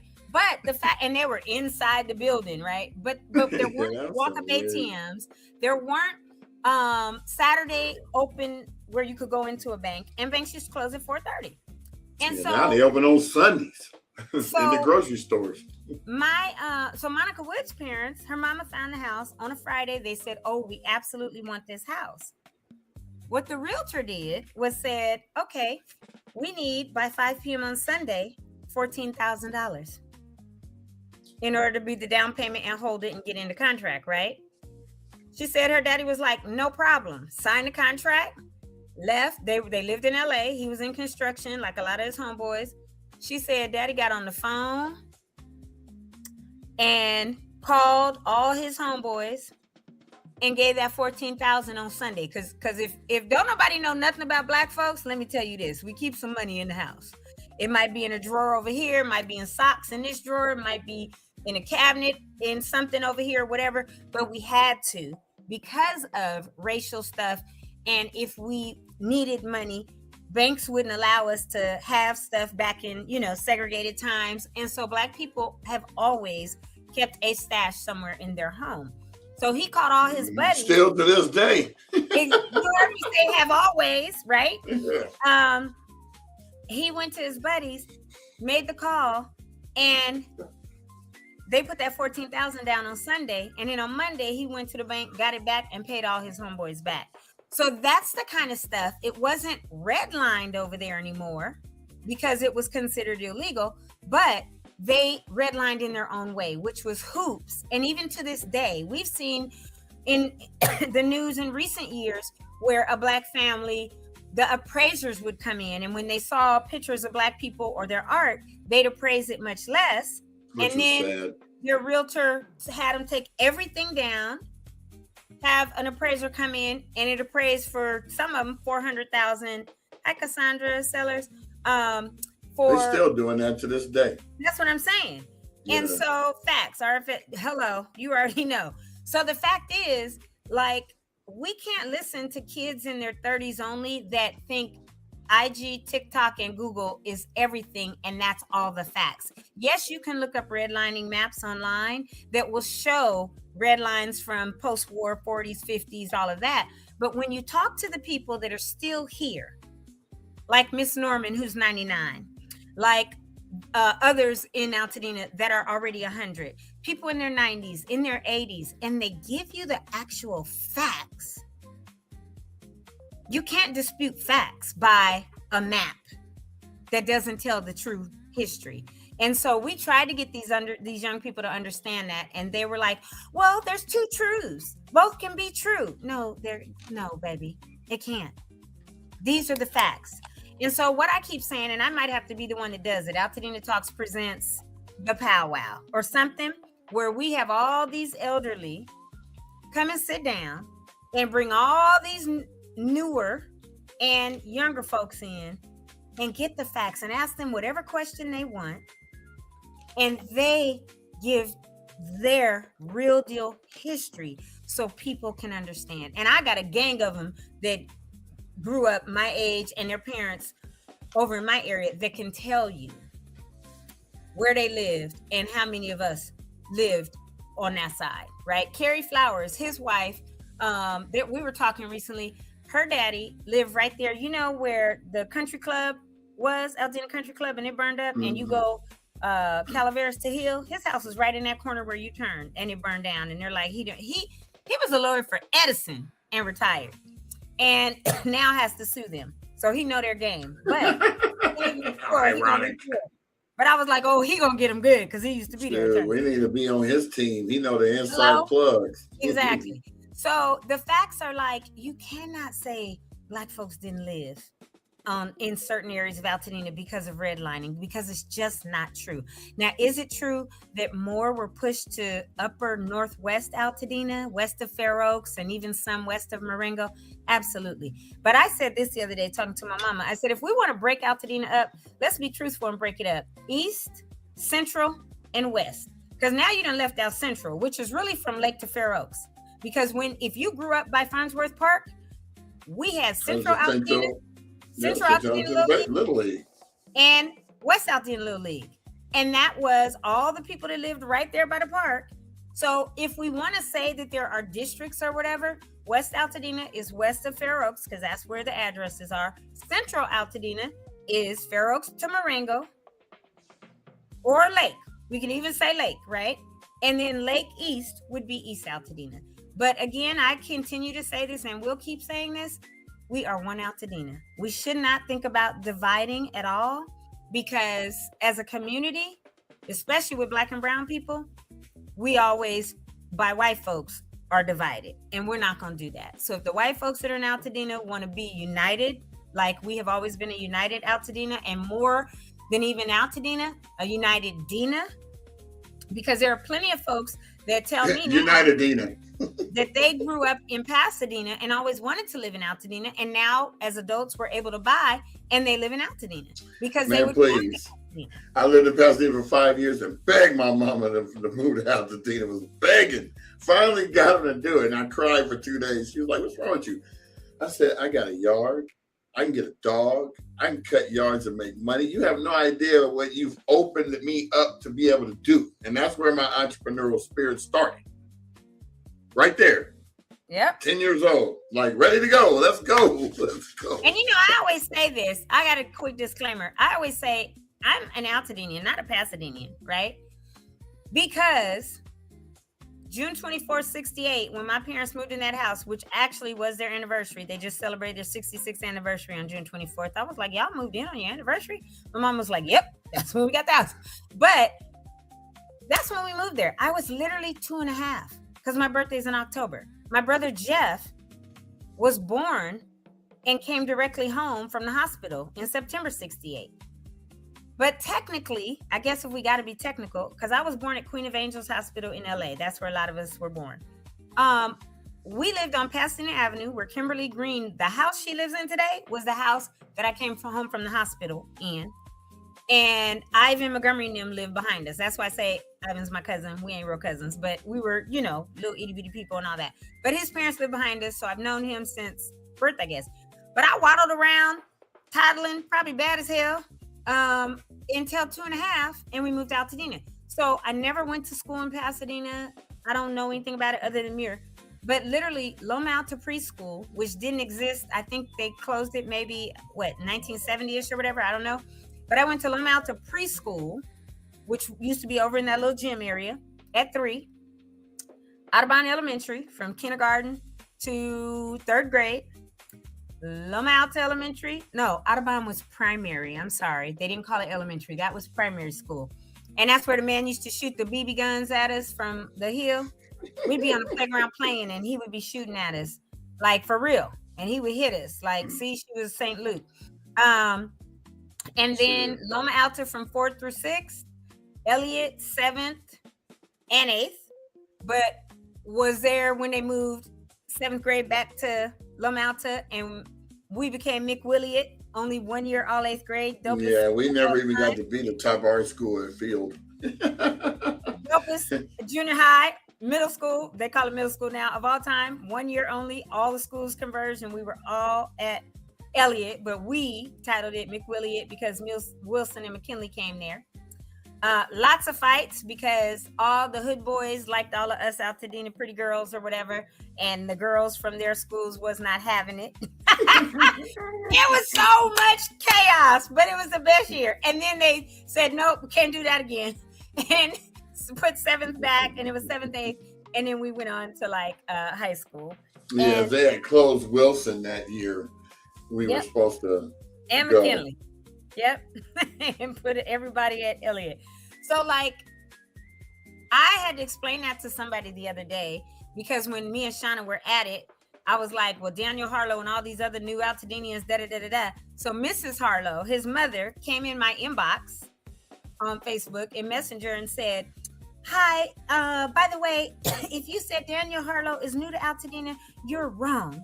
He was our firstborn. We bought our house in 1979, and he was our firstborn, and he's 47 years of Altadena, da-da-da-da. So I said, oh, hello, Mrs. Harlow. No disrespect. And I changed my post, right? And said some of these newer Altadenians, right? But I said, but that is still, to me, new, 47 years. I mean, when you look at 58 years, 60, 70, 80 years, whatever.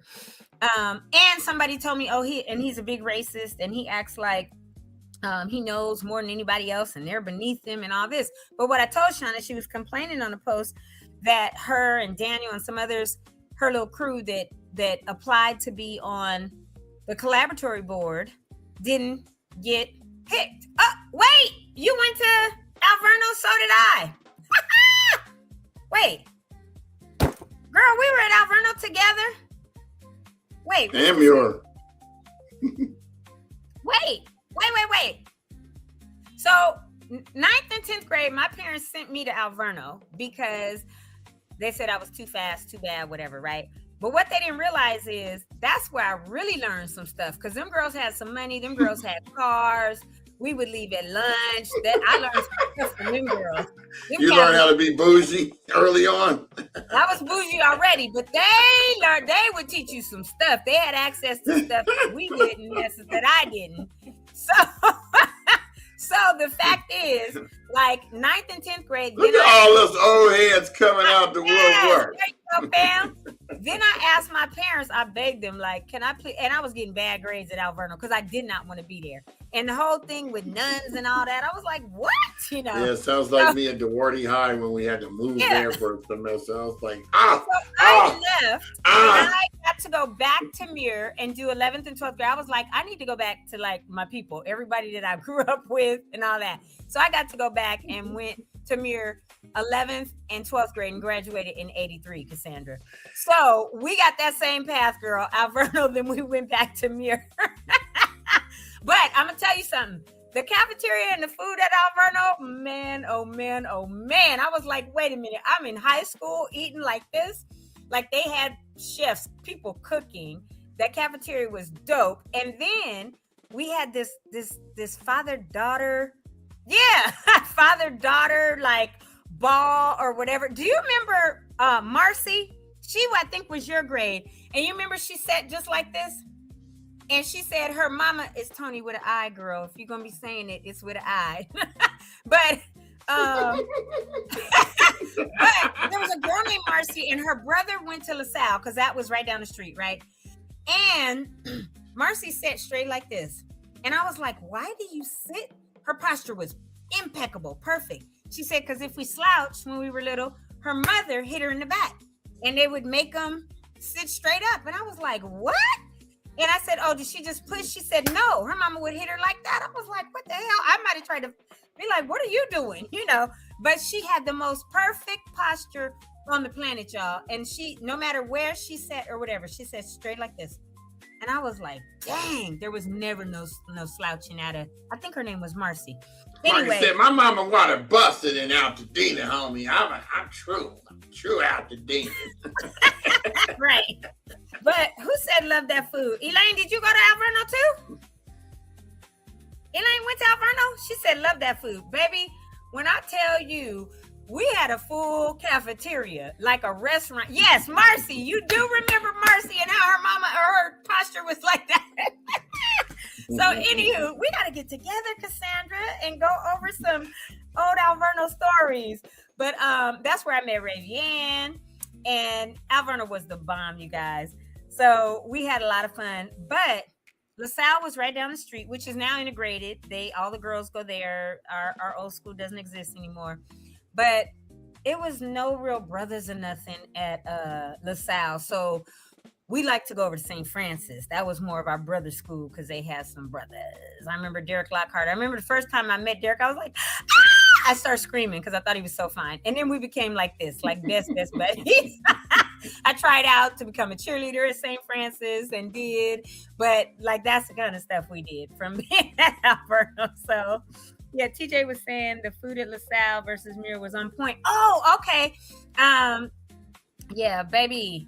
That Alverno food was fire. And Cassandra's on here and was like, yeah, it was the best. My big sister from freshman year, day one, gave me my lunch and was taken to jail for grown marriage. Okay, see? That's what I wasn't even going to say it, Cassandra. We got exposed to some of them girls at Alverno, at some stuff at Alverno that I hadn't been exposed to yet. And like I said, they had cars, they had money. We'd leave and go to lunch. They'd leave and go get their whatever. They grew the weed on the campus? What the hell? On the Alverno campus. But baby, them nuns with them rulers, I was like, ready to fight a nun. And I learned the Hail Mary because, yes, Jessica, yes, the Broussards over, because they lived over on, off of Windsor, on Vista Laguna. Yeah, that's, girl, we're going to have to talk. Jennifer and Cassandra. I mean, wow, we're going to have to get together one day. Inbox me your number. Oh, girl, wait, I'm going to just give you mine because mine is out there for the world anyway. Call me 626 399-4694. We done put it up here 10,000 times, so me telling it to you now is not a big deal. Take it down. I don't even think we have it up here anymore. It's in the banners or something, I think. But if not, I'll say it again. Text me, and then we will get together. We got to do lunch or something, because, baby, we will reminisce and have a ball. And, yeah, we're going to have a good time. Jennifer and her sister. Yeah, there it is. No. Oh, that's the other one. That's my Google number. Either way, my 399-4694, you can call me. We'll get together. Or this one is on the screen. That's the Google number. That's cool, too. But yeah, we definitely got some reminiscing to do. Me, you, Ravian, we got to get together with whoever. I don't know if you're still in touch with Marcy, but baby, wherever she is, I can promise you she's standing straight up like this and walking like. She's probably popping people in the back now. I'd never seen anybody with a posture like that. And she was gorgeous, but she said, I mean, the perfect posture. And I asked her one day, I was like, girl, like, she said, oh, because if we don't, we get hit in the back. Her and her brother. She said their mother would literally, and so it made them go from slouching to like this. And anywho, now we've gone into a whole hour and 40 minutes talking about who knows what. But anyway, you guys, yeah, I'm serious. And Cassandra could vouch for it, baby. That woman had the best posture I had ever seen in my entire life. And I'm sure today does. I wonder if she got married and had kids, if she did that to her kids. Like popped them in their back. Like, sit up, or whatever. I bet her mama did. Their grandmother, I'm sure. Yeah. She did it to her own kids. And maybe it happened to her. I don't remember, but it was incredible. But I think about that. I have thought about that over the years and done like this and go, and I'll just sit up. Not that I'm gonna pop myself or anything, but I have thought about that. So Brian popped off. He's probably had a phone call or something he had to take. I'm gonna go on and end the show. This has been incredible. Cassandra, I'm so glad you popped in and we realized that we went to school together and did the same thing. Begged our parents to let us go back so we could go to Mirror and graduate with our rightful I don't know what happened, bro. You were gone. Mom, I hit the mouse and it took me right out. Took you out, yeah. But yes, hopefully, besides all this last fun stuff about our town and all of that, you guys got the gist of what we were going to talk about today, which was... this is Altadena. I mean, we're going to talk about all aspects, good and bad. And I love ending it on this note because this solidifies why we even started this podcast, because Altadena is a unique town. It's unique because look at what we're talking about. You've been here since 1967. She's been here since 1967. You're talking about 8 years old. Yeah. 10 years old. So it's like hard to relate to somebody who has been here. And I can't knock you for finding out about our town when you did. But if you've only been here 10, 15, 20 years, you don't have that history. Unless your kids, when you came here 20 years ago and your kids were born, they're going to have that history. Yeah, exactly. And hopefully they experience it like we do, with the exception of the fire, COVID. They got a lot of other stuff. But this is going to wow. No, he's out of town right now. Yeah, this is going to be theirs. And that's why it's, dude, I put this up for a second. Hold on, I was going to get to that. You keep clicking off one. Well, that one came before. I know that, but I was going to, since you were talking, I wasn't going to put it up and be rude. I was going to wait and then put it up so you could answer that. So go on, you put it up. Here you go with that bull crap. I didn't even know you were doing it. So it's off the stage. I'm usually the one pushing the button, though. I know, but just talking. I'm the one controlling the background. This feels like Friday. Anyway, go in and tell her where Jamal. Oh, Jamal's in South Carolina with his daughter for a volleyball tournament for the week. Yeah. So he'll be back next week for sure. And then Cassandra said, yes, indeed, Marcus, very special town. There's no place on earth like Altadena, I don't think.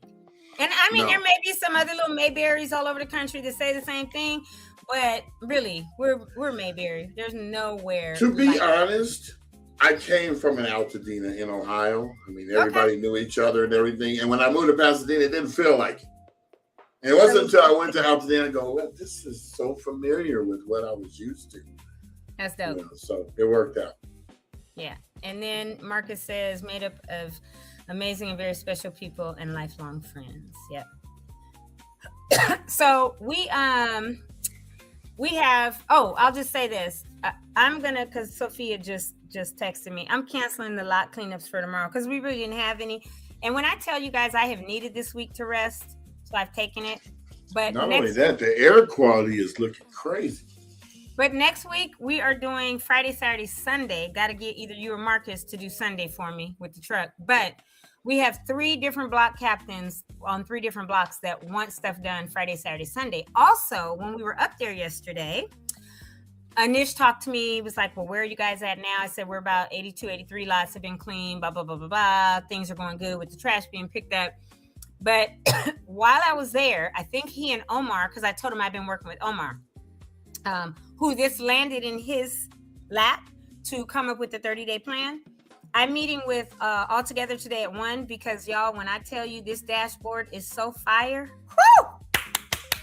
Let me see if I can look at real quick and just give you a preview, but we're going over it today. Altogether did a dashboard for their block captains.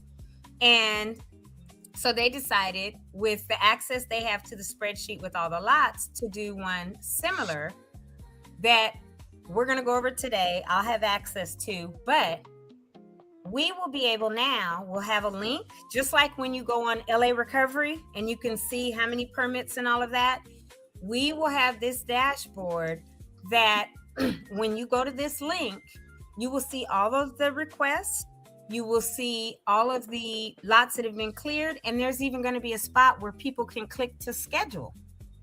So this will help us as Altadena Talks to put in for some grants, hopefully to get some funding.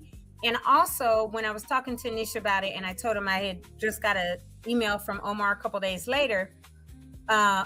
before, Omar texted me probably 2 hours later and said, hey, Toni, the supervisor and her team want to come out and actually see some lots, like what you guys are doing when you're doing it. So I think because me and Anish were talking, and I was talking to Catherine at the airport because I was there first, and then she showed up. So we sat and we talked, and everybody else came.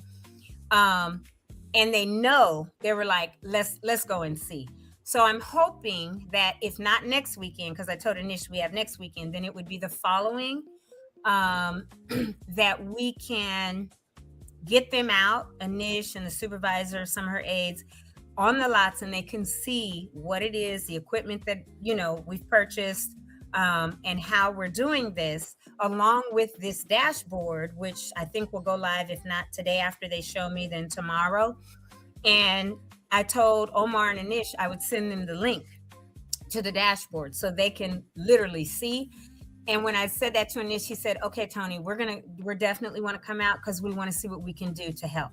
Like, they already know we have the plan and we're doing this. They're trying to get this 30-day, giving all their departments 30 days to figure it out. So we had that meeting with Omar. But now that we're going to have this dashboard and they're going to see, like, because I even told Natalie, the person that came with her yesterday, I said, hey, and she handles legislative affairs out of the Santa Clarita office. But I said,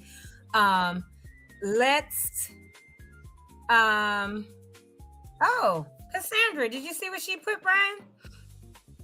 Congratulations on lot clearings. I see Palisades started helping their residents through Habitat for Humanity. Love what you are doing out there in talks. Good. So even if what we did, Neighbors Helping Neighbors, has encouraged them and they're going through Habitat to help, that's the biggest thing, because the county and the cities don't really have the manpower, the bandwidth. One thing I said to Omar last week, and I said it, or 2 weeks ago in the meeting, and I said it to Anish yesterday, and their reaction was the same. I said, look, we got Pasadena Superior or LA Superior Court, but in Pasadena. I said, can't the county say some of these people that got to do community service need to come and do this? And Omar was like, oh, we hadn't thought about that. And Anish said yesterday, oh, Toni, we didn't think about that. I said, exactly. See if there's some way that you can direct them to us, mandate it, something, and we sign off on the hours. That's not a big deal, right? And so he said, oh, let me do some serious looking into that. That's what Anish said yesterday. Omar said the same thing. So hopefully they're now talking.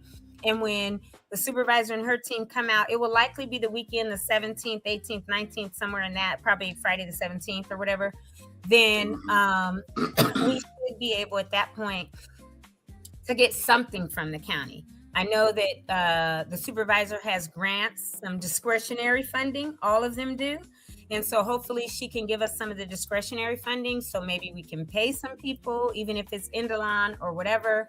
And then I even said to Natalie, I said, Natalie, find out if they got a box truck somewhere that is sitting in a yard unused that they want to donate to Altadena Talks. We'll gladly accept it because that's what all the tools would be in, right? Because right now, like I've taken this week off. We took the trailer back on, my son did on Sunday. And then next week when we do it, I will be renting a box truck because the man is coming down tomorrow with the chip mulcher that he's donating. We literally, y'all, that's going to be a game changer.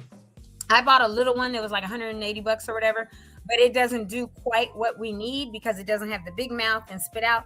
But when we go with the brush cutters and cut down all this brush, we will be able then to put it right in the big mouth of that mulcher. And instead of having either bags and bags and bags of trash for UWS to pick up, we can potentially leave it on the lot because mulch will keep the weeds from coming right back. Mm-hmm. Sophia from LA Works was like, but what if it's seeded? That'll just make more weeds grow. Look, that's not our issue. Our issue is to get it cleared. Right. So if we're knocking stuff down within 15 to 30 minutes, depending on the size of the lot, and if I have 15 people out there and 6 of them on these brush cutters and another half putting them in the mulcher, dude, even if we have a big bin that sits under the mouth, the spout, and it goes in there and then they take that, or a wheelbarrow, and they take it and put it all over the lot. And I'm going to talk to some conservationists. I think that's going to be much better because then we don't have to keep buying bags and we don't have to be on the lot for an hour and a half, 2 hours. We can. And that means they don't have to come pick up the waste. Exactly. And because right now the county's having to pay them, right? Because when they asked me about budget, I was like, I don't know who you're talking to because I don't have no money. Y'all need to give us the budget. Well, no, we were on the call. It was me, 5 people from the county, and 3 from UWS. And they were like, well, Toni, we need to talk budget. I was like, who are you talking to? Not me. I said, because I don't have budget. I said, and if I did, I wouldn't be using it for you to pick up trash. I said, you're UWS. You have the brand new contract. I think is it 10-year contract, 6-year contract, something with the county. And I told them, I said, and every single lot owner who didn't sell, who is in the process of trying to permit and rebuild, is still paying property taxes to the county. So between you two, LA County and UWS, y'all better figure out how this stuff is getting paid, but I need trash hauling service, waste service. And so that's what I come down the same street any damn way. Exactly. So that's what I have. So what we do is after we've gone to those lots, I send an email to Julio at UWS and the ops person for the county, Arlene, I CC, they're all on the email, and they go and pick it up. And then they send me another email back that shows a picture of when they got there with all the bags, plus a picture of after they've put it in the truck and it's cleaned up and how many bags they took away. So whether it's 42 bags at this lot, 8 bags at this lot, 38 at this lot, because they're counting all that, because I guess that's how they charge the county. But again, don't talk to budget about with me. Figure it out. And that's what I told the county. I said, you better figure out how you're going to pay them, or UWS, how you're going to do whatever, because that's between y'all. All these people that have had this happen, it was not their fault, and they are trying to rebuild and figure that out and still paying property taxes, are not going to pay for trash pickup. Yes, it is a brand new 10-year waste contract. So when I tell y'all I be going at it with people, I do. I try to be nice, but I tell them, we're not doing that. So that's all that. You have that right living here for so long. I mean, you move to a place because you want to see progress, but not drastic progress. Like, you want to see a new country store coming. You want to see, something that's going to benefit the community as a whole. You don't want to see on your street 15 apartment complexes coming up, because now it takes away from that country living feel, the rural town feel. Yes. So I want to seriously restart. And a man said this at the last town council meeting last month. And I was like, yes, we need to start Old Fashioned Days back in Altadena with the parade. Mm-hmm. Especially since Altadena will be back open in August this year. And we used to have it, remember, in May every year. I want to see, because so many march in the drum section in that bad boy. Exactly. We need the drum session. We need Altadena Elementary. They have this choir and all this stuff. I want to see Old Fashioned Days start back next May. And if I got to chair it and get all us old heads, if that's what you want to call us, that are from there, that experienced it, because a lot of these new people don't know what Old Fashioned Day Parade is, and Old Fashioned Days where we would have, and then remember we would end right there in New York and go to the fiesta at St. Elizabeth's Church. Mm-hmm. That's what we need to do. So I want to start that back up. And I'm going to start talking to some people to see what we can do, including the town council, because many of them who have not lived here a long time don't know about it. But we got to do it. We used to have like a fire engine would go down the street, sometimes the sheriffs or whatever, but I think we can do it. And I'm shooting for May next year because I think it would be absolutely incredible. So anyway, I'm going to for real say toodles again for about the 5th time. And I mean it this time because otherwise we will be on here for the next 10 hours. She's been toodling for about 55 minutes now. That's what I said. That's why I said I'm going to say toodles again for the last time. The 55-minute toodle. Because we're at 2 hours, so I have to go by. Yeah, but you know how we do it. We only keep going if we're getting interaction. That's true. And we were getting interaction, so ain't no sense in cutting the head off when it's just starting to grow. You know what I'm saying? Very true. And let me just tell you this. Who is it? I don't know. But anyway, I'm a for real. Yeah, I gotta go to McDonald's because I gotta get some gift cards because my little niece is 5 and she graduated she had her 5-year-old birthday in May the 15th, and I think the very next day was her promotion from TK to kindergarten. And so I said I was gonna get her a McDonald's gift card for each one because she loves going to McDonald's, right? So Cassandra, if you we have Altadena Cars and Coffee every Saturday with all the old cars parking up at the old Rite Aid. It's from 8 to 10 every Saturday. They've been going on now for about 16 months now. So it's doing a great job. If you want to come out there and check out some old cars, they're always up there. And I think the next time I go up there, I'm going to talk to the head guy and say, hey, we're thinking about trying to revive the Old Fashioned Day Parade needs your cars. Well, wait. Don't say it next time. Wait, because I want to start getting stuff in place first. And so let me have a couple meetings with some people and figure that out. And if we could do it, and I'm going to talk to Nick from Town Council because he doesn't know about it and say, hey, this is what they probably all been watching this show and probably know about it now as you're talking about. I doubt it. But either way, once we have a couple meetings or whatever, then go on and approach him and we could do whatever and start planning how we can get them. Because yes, that would be dope. As many of those old cars that are in it to have them come down. 1 or 2 of the convertibles could be our Grand Marshal or our, what do we used to have a Grand Marshal, but our Town Council chair and different stuff like that. So Cassandra, call me because I'm gonna pull you in on it too, since you're talking about it. You've recruited yourself. And let me just tell you, anybody that went to McWilliott, and not that only those people, but anybody else, I know Ivan Harris, Monica Woods, and others, I think Reggie Stevens, some others are planning that. I thought it's supposed to be in July, but I haven't heard anything lately, but it's going to be a big picnic park, whatever, down in Brookside, McWilliott's 45th anniversary. And yes, the old dirt bikes. See, you already know. Were you part of it, Brandon? Brandon, of course he was. Oh, because Bernard Lee was on dirt bikes too. So yeah, all you old heads that we can get on some bikes, some dirt bikes. Many of them. Don't even get me started because our social media on a Saturday is if you woke up late when we already had planned to go ride our bike somewhere, you better ride to every friend house to figure out where we are last so that you can catch up. Otherwise, we left you for the day. There's no cell phones. There was no email. There was no nothing. You know, we were gone from sunrise to sunset. Remember street lights? I don't care where you go. You better have your butt back here with street lights. Remember that song "Street Life" by the Crusaders?